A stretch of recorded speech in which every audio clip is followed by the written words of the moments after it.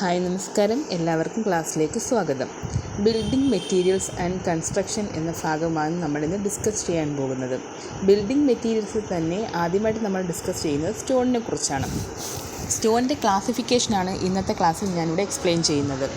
സ്റ്റോണിനെ നമ്മൾ മെയിൻലി ആദ്യമായിട്ട് നമ്മൾ ക്ലാസിഫൈ ചെയ്യുന്നത് ജിയോളജിക്കൽ, ഫിസിക്കൽ, കെമിക്കൽ എന്നിങ്ങനെയാണ്. അതിൽ തന്നെ ജിയോളജിക്കൽ ക്ലാസിഫിക്കേഷനെ വീണ്ടും നമ്മൾ മൂന്നായിട്ട് ക്ലാസിഫൈ ചെയ്യുന്നുണ്ട്. Ignatius rock, sedimentary rock, metamorphic rock ഇങ്ങനെ.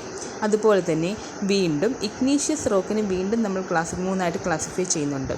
Plutonic rock, hypabyssal rock, volcanic rock. ഇന്നത്തെ ക്ലാസ്സിൽ ക്ലാസിഫിക്കേഷൻ മാത്രമാണ് പറയുന്നത്. അതിൻ്റെ ഡീറ്റെയിൽഡ് എക്സ്പ്ലനേഷൻ അടുത്ത ക്ലാസ്സിൽ ഇടുന്നതാണ്.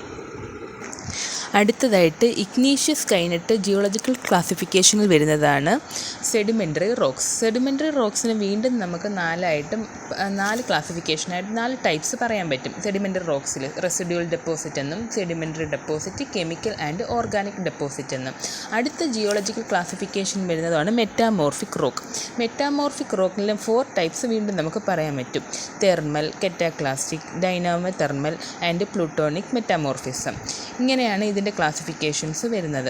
ഇപ്പോൾ ഇന്നത്തെ ക്ലാസ്സിൽ ഞാൻ ഇതിൻ്റെ ക്ലാസിഫിക്കേഷൻസ് മാത്രം, ജിയോളജിക്കലി എന്താണ് ഇഗ്നീഷ്യസ് റോക്ക് എന്നും അതിനെക്കുറിച്ചും സെഡിമെൻ്ററി റോക്സിനെ കുറിച്ചും എല്ലാം അടുത്ത ക്ലാസ്സിൽ വിശദമായിട്ട് പറഞ്ഞു തരുന്നതാണ്. ഇപ്പോൾ നമുക്ക് ക്ലാസിഫിക്കേഷൻ നല്ലതുപോലെ മനസ്സിലാക്കാം.